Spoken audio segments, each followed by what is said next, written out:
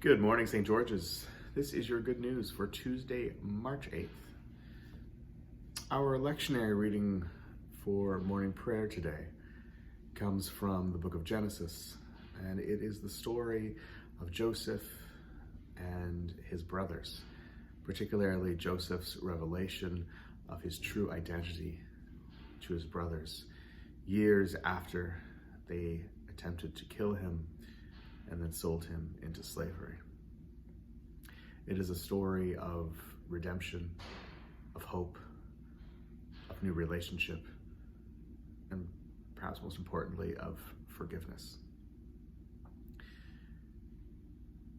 I'm always fascinated by the psychology of our biblical characters. We get to see such tiny snapshots of their lives and their motivations. We use that to interpret the ways of God's working in the world, how he works through them and how he works through us. It doesn't give us a lot to go on sometimes. And I want to know the background. I want to know why these characters are who they are, or what makes them tick. The family dynamics.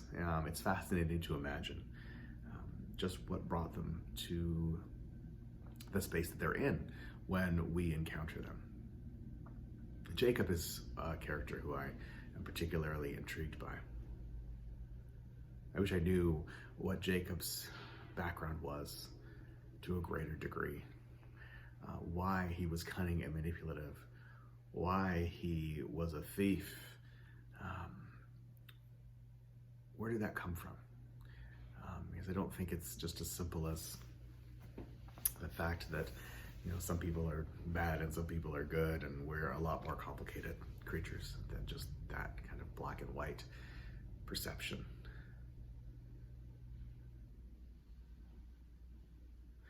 And I wonder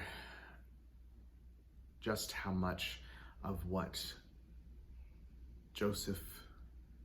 Jacob experienced in life, what made him who he was,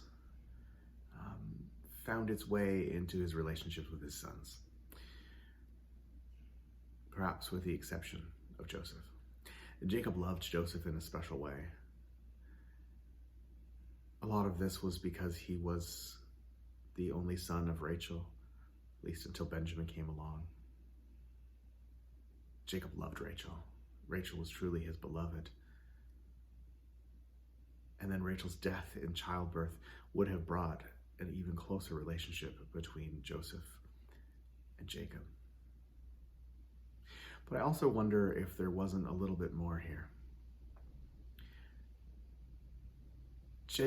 Joseph's brothers, sorry, there's a lot of J names here. Joseph's brothers were, in many ways, their father's sons.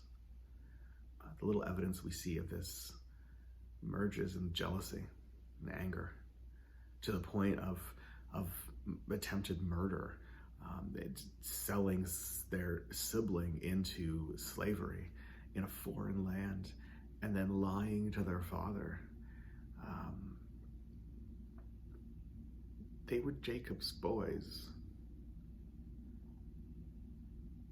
And I wonder if what we now know about intergenerational trauma, about brokenness being passed through generation to generation,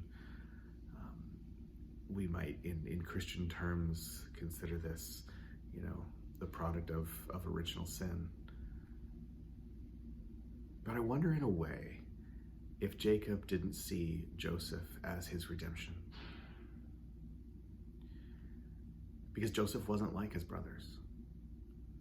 Whatever changed in who Jacob was as a father, perhaps in his growing realization of his relationship with God, of how to be a better man, he raised Joseph differently. He broke a cycle that was apparent from him down to his sons until he said, "No more." I think this is a really important story for us to see to hear, to experience in Lent. Because during these 40 days, we have the opportunity to examine ourselves and to see the ways in which we are not being the best of who we can be. To become aware of the ways in which we're broken. Whether those are patterns that have been passed down from generation to generation, as they so often are, or it's just simply our own brokenness in this life because of our own trauma and our own sorrow and our own sadness. But the ways in which we are not living healthy lives, psychologically healthy lives, spiritual healthy lives, physically healthy lives, we can change. With God's grace, we can be better, we can forgive, we can be made whole. And so when Joseph forgives his brothers, and he doesn't just forgive them and walk away, he forgives them and enters into relationship with them again. He offers them food. He gives them livestock and grain to take back to their people. He says, in spite of all that you have done, I still love you. You are still my family. How powerful is that? I think it's a message that God gives us as well. No matter who we are or what we have done, He still loves us. We are still part of His family. We still belong. God bless you all. Have a wonderful day.